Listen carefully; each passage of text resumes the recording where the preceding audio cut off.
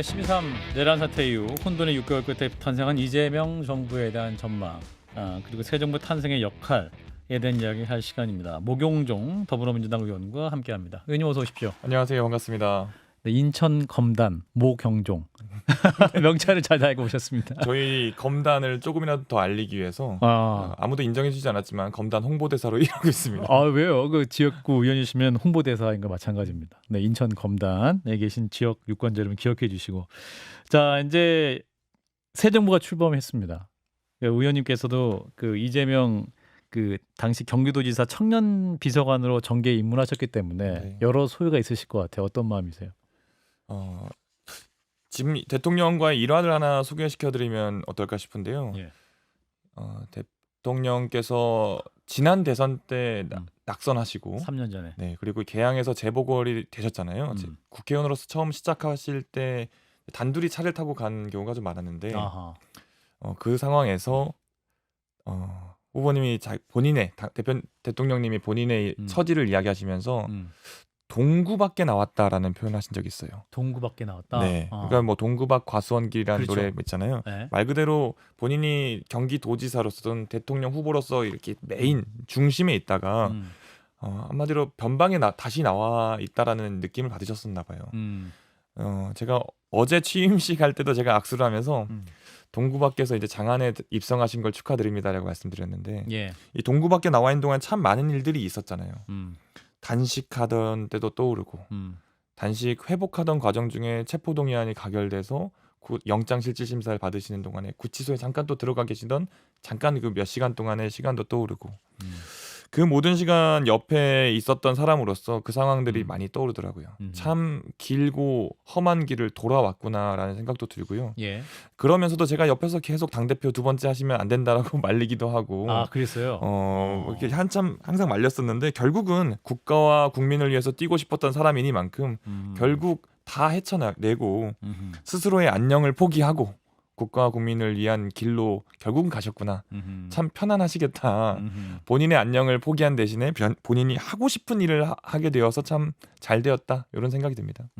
그럼 그 대통령님과 혹시 또 이후에 어제 국회에서 인사하신 거 말고 또 따로 말씀 나누신 건 있으세요? 제가 일부러 말씀을 안 드려요. 그런가요? 왜냐하면 수많은 사람들이 이런저런 축하 인사 그리고 조언들을 하실 텐데 예. 저까지 해봐야 또 얼마나 또 힘드시겠나 싶어서 안 드리는데 대신에 옆에 계신 여사님께는 연락을 드렸어요. 그건 살짝 좀 전략적인 건데 그러네요. 그 여사님께도 사실 평소에는 통화를 안 드리는데 예. 당선 확정 거의 떴을 때 연락을 한번 드려서 아하. 제가 또 후보님한테 전화하면 또 뭐라 하실 것 같아서 여사님한테 전화 드렸습니다 하고 축하드린다고 전해주십시오라고 했습니다. 의원님 진짜 가까우시네. 아니요. 그 가까움의 속도가 아닙니다. 알겠습니다. 그게. 네. 자, 오늘 이제 주요 인선이 발표가 됐는데 국무총리 김민석, 국정원장 이종석 전 장관, 비서실장 강훈식, 안보실장이 위성락, 경호처장의 황인권, 대통령실 대변인 강유정 의원 임명이 됐고 뭐 추가 인선이 계속 나올 것 같습니다. 인사는 메시지다 이렇게 하는데 의원님 보시기에 이 인사는 어떻게 해석할 수 있을까요? 굳이 이제 뭐 스포츠 이런 걸로 비유를 해보자면 예. 즉시 전력감을 영입한 것과 마찬가지라고 봐요. 오로지 실력을 보겠다. 그리고 국민에 대한 충성심을 보겠다. 국민에 대해서 얼마나 충성을 다할 것인지를 보겠다라고 대통령께서도 직접 언급을 얼마 전에 하셨더라고요. 예. 그런데 이것들이 깜짝 인사가 없는 이유이기도 합니다. 흔히 말해 깜짝 발탁, 깜짝 기용, 깜짝 인사 이런 거는 저는 없을 거라고 보는데 그것이 당장 써야 되기 때문에 국민들로부터 인정을 받았거나 또는 최소한 민주당에서 인정을 어느 정도 받아야 우리 국정을 당장 지금 운영하는 데에 도움이 될 만한 사람이다라고 판단하실 것 같고요. 김민석 수석 최고위원, 전수석 최고위원이나 강훈식 의원이나 전부 다 즉시 전력감이다라는 평가를 받고 있고 저 역시 그것만한 그분들만한 사람이 있을까 싶습니다. 사실은 이제 첫 인선에 뭐랄까 친명, 찐명 혹은 이재명의 사람이다라고 할 수 있는 분은 딱히 좀 없어가지고 전통적으로 그 부분이 좀 눈에 띈다 이런 얘기도 하고 이제 정무수석으로 이제 우상호 전 의원이 거론되는데 그거는 의원님 혹시 듣고 계신 게 있으십니까? 저는 들은 건 없는데 네. 당내에 좀 나름 그래도 여러 정보가 밝으신 분이 제 옆에서 뭐 이야기를 하시더라고요. 오상호 의원이 정무수석을 갈 것 같네라고 말씀하신 건 들었어요. 그래요? 근데 뭐 그분도 뭐 보도 보고 말씀하신 것 같기도 하지만 그만큼 지금 인사에 대해서 가장 중요한 거는 당장 쓸 수 있는 사람 그리고 그동안에 일을 해봤던 사람이라는 게 다시 한번 또 하마평에 오른 사람들로부터 알 수 있는 사실인 것 같아요. 예, 말씀대로 이제 즉시 전력감 네. 그런 사람을 중심으로 인사가 들어간다. 무엇보다 지금 인수위 없이 시작하는 이제 새 정부이기 때문에 그런 부분이 감안된 인사라는 말씀인데 이제 첫 국무회의가 있었습니다. 김밥 한 줄과 물 한 잔 3시간 넘게 진행됐다고 하는데 오늘 뭐 이제 대통령의 첫 인사 편하게 합시다. 웃으면 합시다. 분위기가 많이 안 좋았나 봐요. 아 그런가요? 네. 대통령이 그렇게 얘기했으면 좀 약간 좀 경직된 분위기를 좀 인식하고 말씀했던 거다. 저는 그렇다고 보고요. 실제 뭐 이진숙 방통위원장도 거기 앉아 있더라고요. 그렇죠. 네. 예. 그렇다 보니 서로가 예전에 과거를 들춰보면 서로 불편한 일이 있는 건 사실이니까요. 예. 그리고 뭐 다들 엄중한 상황인 걸 인식하기 때문에 분위기 자체가 엄숙했을 거라고 보고요. 예. 분위기가 뭐 살벌했다 이런 게 아니라 뭐 이제 결국은 일을 해야 되기 때문에 국무위원들에 대해서 그런 부분에 대해서 주문하는 차원에서 웃으면서 하자 이렇게 했던 것 같습니다. 예, 오히려 또 그렇게 하면서 분위기 풀면서 국정에 집중하려는 이제 그러한 분위기를 만들었던 것 같기도 하고요. 이제 그 비상경제대응 TF 회의를 진행했습니다. 인상 깊었던 것은 이제 대통령이 그 자신의 개인 전화번호를 전달하면서 좋은 정책이 있으면 직급과 무관하게 개인 소셜 미디어나 전화로 언제든지 직접 알려달라 이렇게 요청을 했다고 하는데 이런 업무 스타일은 그러면 경기도지사 시절에도 계속 있었던 스타일입니까? 성남시장 때부터 있었던 스타일이고요. 저는 경기도지사 재임 시절에 도지사 비서관으로 일하면서 그걸 또 같이 봤던 사람이고 흔히 말해 이제 출근도 안 하던 대통령을 보다가 퇴근을 안 하는 대통령을 보는 시절이 된 것 같습니다. 그 말인즉슨 이 책상 앞에 앉아가지고 열심히 일하는 것도 있지만 퇴근해서도 이재명 대통령 특성상 계속 핸드폰을 보고 계십니다. 그래요? 이게 뭐 단순히 기사 검색하고 그런 걸 넘어서서 계속 누군가가 전해주는 아이디어, 누군가가 전해주는 고급 정보 이런 것들을 보시면서 결국은 본인이 그것을 받아들이고 본인 것으로 소화할 수 있는 능력이 있는 분이기 때문에 어느 한쪽으로 휘둘리려고 하는 내용의 그런 정보 취득이 아니라 균형 잡힌 판단을 위해서 다양한 정보를 받아들이는데 능숙한 사람이고 그런 측면에서 본인의 핸드폰 번호를 공개를 하면서 알려달라 했던 것 같아요. 소위 비화폰, 유명한 비화폰을 대통령이 되시면 또 받겠죠. 그럼에도 불구하고 제가 당대표로 재임 시절 또는 국회의원 시절, 도지사 시절에도 보면 본인의 핸드폰만 갖고 다니세요. 뭐 받은 핸드폰을 쓰질 않으십니다, 사실상. 그래요? 결국 이미 다 많이 알려진 번호일 텐데 그 번호로 많은 분들이 문자 주셨으면 좋겠고 지금처럼 SNS DM이라고 하죠. DM 많이 보내시면 다 읽어보시고 혹시 본인이 못 보더라도 옆에 참모들이 다 봅니다. 그렇군요. 많이 활용해 주셨으면 좋겠습니다. 그렇군요. 그런 의미에서 소통을 하려는 의지를 보인 것이다라는 말씀인데 근데 뭐랄까요. 그런 아이디어가 사실 공무원이라고 어떤 조직적인 특성을 보면 개통을 거치지 않고 직접 다이렉트로 말을 하면 나를 뛰어넘어서 말하는 거 아니냐면서 중간에 또 중간 간부들이 불쾌할 수 있는 그런 과정도 있는 거 아니에요? 그런 간부들이 있다면 정부 조직에서도 사실은 대통령이 그 간부의 능력을 의심하실 것 같습니다.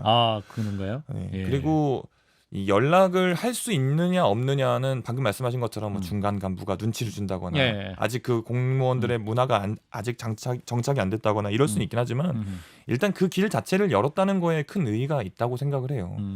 연락을 분명히 할 수 있는 사람들이 많이 있을 거고 실제 당대표 시절에도 흔히 이제 저희 당에서 가장 낮은 직급이 주임님들이신데 주임 차장 과장님들이신데 이분들도 제가 알기로는 당대표한테 여러 투서 또는 여러 가지 아이디어를 계속 문자로 전했다라고 알고 있고요.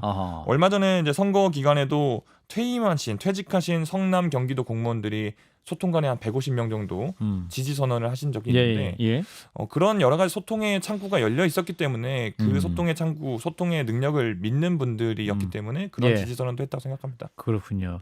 사실 대통령한테 쓴소리 할 수 있는 사람은 누가 있을까요? 저도 쓴소리를 한다고 항상 아, 생각하는데 그런가요? 아, 예, 우리 모경정 의원님도. 저는 이제 지금이야 네. 뭐 그래도 감사하게도 국회의원 일을 하고 있습니다만은 일개 비서관이었을 때도 항상 후보 대표 시절에도 열심히 말씀을 드렸는데 예. 항상 제 말 반대로 하시더라고요. 아, 그럴까요? 예, 근데 예. 그거 역시 이제 쓴소리를 항상 반겨하셨고 항상 누누이 이야기하신 여러 가지 뭐 공개된 일하긴 합니다만 예. 이소영 의원님을 예전에 소개를 하면서 과천. 네, 예. 의왕과천의 이소영 의원을 소개하면서 이소영 의원은 쓴소리를 해줄 수 있는 사람이어서 내가 너무 좋다. 아. 이런 역할을 계속 해달라고 했던 기억이 납니다. 예. 그런 것처럼 이재명 대통령의 주변에는 흔히 말하는 아첨하는 사람이 아니라 쓴소리하는 사람들만 남아 있다. 그리고 뭐 당나라 시대의 위징 뭐 이렇게 스스로 표현을 하시면서도 예. 그런 사람이 나에게는 필요하다라고 누누이 말씀하십니다.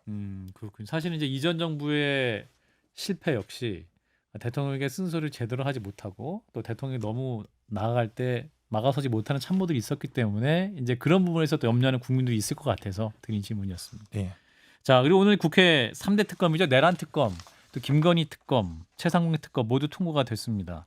근데 이게 지금 국민의힘에서는 모두 도중에 의석을 박차고 나갔다고 대부분 나갔다고 전해지고 있는데 의원님 현장에 있으셨잖아요. 네. 첫날부터 이게 뭐랄까 분위기 안 좋은 것 같은데 협치되고 있는 거 맞습니까? 이건 뭐 분위기 안 좋다라기보단 예. 국민의힘 내부의 분위기가 안 좋은 거겠죠. 아, 국민 내부가 안 좋은 거다. 네. 실제 모두 다 나가신 것도 아니고요.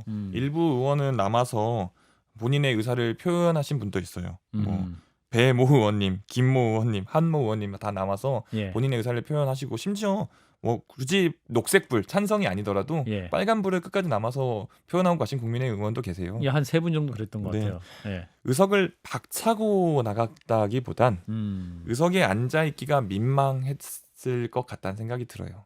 여러 가지 김건희 관련된 특검이라든지 예. 윤석열 내란 관련된 특검이라든지 거기에 대해서 당시 여당으로서 어떤 면목 국민들을 볼 면목이 없는 거겠죠. 예.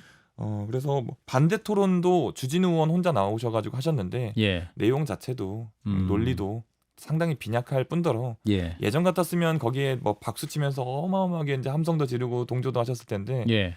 제가 제 느낌인지 모르겠습니다만은 박수 소리도 적고 예. 별로 그렇게 동조하시는 분들도 많지 않아 보였습니다.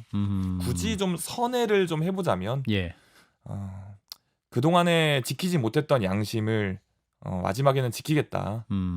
이런 모습으로 저는 느껴졌습니다. 예, 사실 이제 대선 패배를 했지 않습니까? 국민의 입장에서는. 네. 그래서 권선동 원내대표는 이제 사의를 표명하기도 했습니다만, 뭐랄까요? 이제 국회 내에서 어떤 주요 사안에 대해서 입장은 변하지 않는 것인데, 지금 국민의힘이 변하지 않았다, 혹은 변하지 않고 있다라고 느낄 수 있는 이유는 뭘까요? 저는 오늘 좀 전에 국민의힘 의원총회가 끝났는데 예. 그 안에서 막 고성이 오고 왔다 그래요. 아, 그런가요? 네. 예. 반성을 하고 끊고 맺어야 될 부분들을 아직 못 맺은 게 아닌가. 그의 대표적인 사례가 저는 김용태 비대위원장 관련된 문제라고 생각을 해요. 예. 애초에 선대위 이제 그쪽 선대위 구성을 할 때 김용태 비대위원장을 임명하는 것 자체가 저는 개인적으로 젊은 정치인의 이미지를 또 소비하고 활용하려는 모습 아닌가라는 우려를 했거든요. 예. 근데 지금 역시 똑같은 것 같아요. 이제 김용태 비대위원장도 사퇴해야 된다라는 이야기가 의총 내에서 나왔다고 하는데 예. 엄연히 그 비대위원장으로서 임기가 남아 있고 비대위원장으로서 정말 힘들게 이끌고 나가고 있고 예. 더 나아가서 어제 취임 선서 이후에 당 대표들 간의 대통령과 오찬이 있었는데 예. 공개적인 자리에서 여러 가지 부담을 무릅쓰고 김용태 이제 비대위원장이 여러 가지 이야기를 했거든요. 맞아요. 그렇게 이제 고군분투하고 있는 예. 김용태 비대위원장한테 사퇴해라. 사퇴하는 게 맞다라고 압박을 하고 있다라는 이야기를 들었습니다. 예. 국민의힘이 아직 정신을 못 차리고 있는 것 같아요. 지금은 이미지를 소비하는 그런 정치인이 필요한 게 아니라 진짜 일할 정치인들이 필요한 건데 예. 아직도 이제 당내 자중질환에 빠져서 국민의 민생을 살피지 못하고 있는 게 아닌가 이렇게 생각합니다. 그러니까 이제 국민의힘 비대위에서 비대위원들은 사퇴를 했다고 하고 한데 이제 김용태 비대위원장에 대해서는 사퇴 압력이 있었다라고 하는데 이제 원내대표실에서는 사실 무근이다라고 또 다시 정정하기도 했는데 대개 이런 기사가 나왔을 때는 어떤 게 더 진실이 가능성이 많습니까? 그 박형수 원내 수석이 예. 사태에 대한 이야기가 있었던 건 맞다라고 이야기를 하셨어요. 다만 이제 권성동, 권영세 두 분의 압박이었느냐 이거는 좀 다를 수 있겠지만 의총장 내에서 그런 이야기가 있었다라고 백불에서 이야기하셨더라고요. 그렇군요. 그래서 저는 이제 그 워딩 자체 권성동, 권영세 두 분이 사퇴 압박하라는 것은 사실 무근이다. 근데 그 중에 뭔가가 빠져 있는 거겠죠. 다른 사람들이 다른 사람이 했을 수도 있고 사퇴 압박까지는 아니고 사퇴 권고 정도는 하지 않았을까 이렇게 생각합니다. 예, 그렇군요. 자, 오늘 이제 통과된 법안 중에 이 검사징계법 이 부분에 대해서 문제를 삼는 분들이 있습니다. 이제 이게 검사징계법이 기존에는 법무부 장관이 검사를 징계할 수 없었는데 이게 법무부 장관이 또 검사를 징계할 수 있는 안이 있기 때문에 이 부분을 가지고 어떠한 검사들의 어떤 수사를 무력화할 수 있는 통로가 되는 것이 아니냐. 뭐 더 나아가서는 이제 이재명 대통령의 관련 수사를 했던 검사들에 대해서도 이것이 또 과한 수사였다 해서 또 법무부 장관이 징계를 검토할 수 있는 사안이 될 수 있는 것은 아니냐. 이런 주장하시는 분이 있습니다. 이 부분은 어떻게 보십니까? 검사들이 검사님들께서 예. 올바른 검찰 활동을 하시면 징계를 우려할 이유도 전혀 없다고 생각을 하고요. 물론 그런 우려 좀 과하게 쓰일 수 있다라는 우려가 있는 건 사실이고 인정하는 바입니다만은 기본적으로 지금 현재 검찰 체제 안에서는 상당히 우려스러운 일들을 많이 하신 게 사실이지 않습니까? 예를 들어서 지난 지기현 판사의 구속 취소 사건에서도 마찬가지고 이 심우정 검찰총장 하에서의 여러 정치 검찰이라고 불릴 만한 일들이 너무 많이 있었잖아요. 그리고 뭐 밝혀져야 되겠지만 검사들의 이런 증거 조작 이런 내용들에 대해서도 우려가 있는 건 사실이니 기본적인 브레이크를 걸 수 있는 조항 자체는 있어야겠다. 다만 그게 사용되는 것에 대해서는 신중히 검토돼야 되고 징계 이후에 거기에 대해서 불복할 수 있는 절차 역시 공정하게 있기 때문에 이런 조항에 대해서 지레 겁먹을 필요는 없다. 오히려 이재명 정부에 대해서 이재명 공포를 형성하려는 측에서 계속 내놓는 이야기인데 저는 그 공포 정치 또는 공포 조장 정치가 더 이상 통하지 않을 거라 보고요. 브레이크 없이 제동 장치 없이 가던 검찰에 대해서 검사들에 대해서 어느 정도 제재 장치가 필요하고 거기에 대한 움직임이라고 봐주셨으면 좋겠습니다. 더 나아가서 지금 이제 공직선거법 개정안, 형사소송법 개정안, 대법관 증언법은 아직 이제 발의 통과는 안 된 상태인데 이것도 이제 민주당에서 진행할 계획은 갖고 계신 거죠? 뭐 기본적으로 방향성 자체는 진행을 하는 걸로 알고 있고요. 흔히 이제 이거를 뭐 방탄 입법이다라고 이제 표현들을 하시는 분들이 있는데 방탄 그럼 누군가 뭔가를 쐈다는 거지 않습니까? 총탄을 쐈다는 건데 누가 쐈는지 우리는 명확하게 봤습니다. 그렇게 총을 쐈던 사람이 이제 왜 쐈는지가 중요한데 그분에게 직접 물어보거나 왜 쐈어요? 라고 물어보거나 우리가 의도를 짐작해 봐야 되는데 그 총알을 쏜 사람 지금 내란 혐의로 재판받고 있고 대통령직에서 파면되지 않았습니까? 이런 사람들 이재명을 방탄하는 게 아니냐 이 방탄이라고 하는 행위 자체에 그 한 단계 좀 거슬러서 많은 분들이 좀 판단해 주셨으면 좋겠어요. 윤석열 정부 시절에 윤석열과 그 정치 검찰들이 했던 행위들에 대해서 다시 한번 좀 살펴볼 필요가 있고 그리고 뭐 대통령에 대한 여러 가지 이제 재판 소추가 중지된다라는 조항 가지고도 이야기가 많은데 그러면 대통령에 대해서 소추를 할 수 없다라는 것은 방탄 헌법입니까? 그게 아니라 기본적으로 정해져 있는 내용에 대해서 상식적이고 그동안에 대다수가 인정해온 내용에 대해서 그냥 그대로 넘어가면 될 부분을 굳이 자의적으로 해석하고 법을 왜곡해서 해석한 여러 가지 세력들에 대한 혼선을 이제는 좀 끝낼 때가 됐다 생각합니다. 이제 대법관 증언법 관련해서 이제 오늘 조희대 대법원장이 아침에 출근을 하면서 이 부분은 이제 좀 공론장에서 논의해 보면 좋겠다. 이렇게 이제 이례적으로 이분이 기자들한테 답변을 하고 아침에 출근을 했단 말이죠. 어떻게 들으셨어요? 공론장에서 논의해 보자. 좋다 아니다라고 말할 수 없는 사정이 있겠죠. 왜냐하면 저도 2024년 사법연감을 좀 찾아보니까요. 대법원 법관 한 명당 처리 건수가 1년에 3,305건입니다. 대법관이 처리해야 될 그런 재판 수가 3,000건이 넘어가요. 그렇다면 1년에 그렇죠. 그렇다면 이 대법관의 수가 너무 적은 게 아닌가라는 상식적인 의심이 드는 거죠. 예. 고등법원을 보니까 법관 한 명당 처리 건수가 98건입니다. 100건이 안 돼요. 예. 100건, 3000건. 여기 수치만 봐도 대법관이 너무 숫자가 적다라는 생각을 할 수 있는 거죠. 그렇기 때문에 조희대 대법원장도 그 부분이 있기 때문에 본인이 대법관으로서 일해 보니까 너무 막중하고 과중한 업무에 시달리는 거는 분명하니까 그런 이야기를 하신 거라고 저는 생각을 하고요.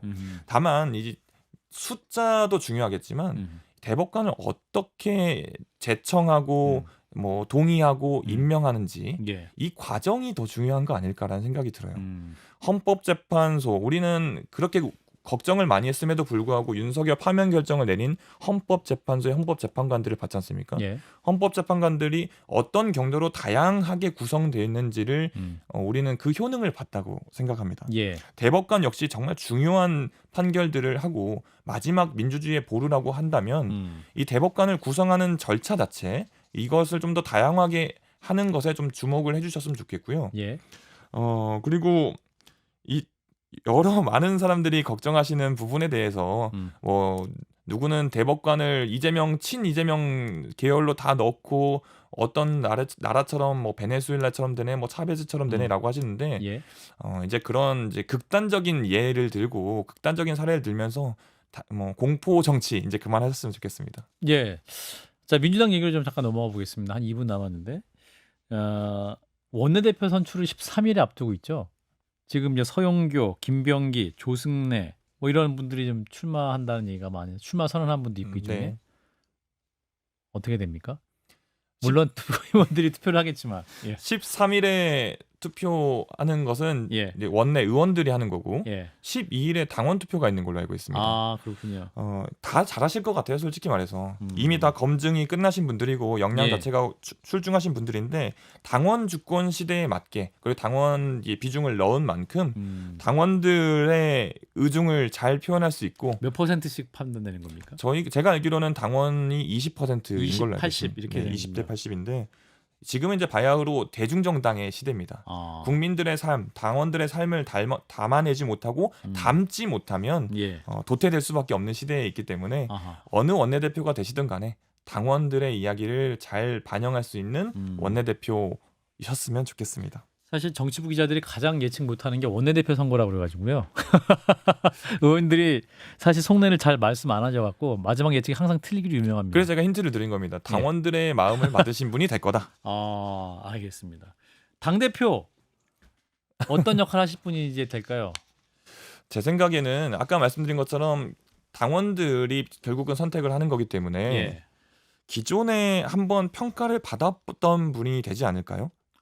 기존에 한번 평가 받았던 분. 네, 뭐 어떤 선거가 됐건 간에 당원들로부터 선거를 받았던 분이 될 거라고 생각을 하고요. 왜냐하면 이게 2년 임기 당대표가 아니라 보궐 당대표입니다. 이재명 이제 대통령이 당대표 하다가 지금 이제 그만둔 상태, 보궐. 그렇죠. 그렇기 때문에 임기 자체가 자녀 임기 1년여 정도 되는데 이거 역시 즉시 전력감이 돼야 되고 당원들이 막 여러 가지 더 들여다볼 수 있는 시간이 많지가 않고 기존에 한번 평가받았던 분이 될 가능성이 높다고 저는 봅니다. 지금 정청래, 박찬대 두 분이 많이 거론되는데 그 두 분 다 일단은 평가는 한번 받았죠. 두 분 다 받았죠. 네. 그 두 분 중에 한 분이 되는 건 맞는 겁니까?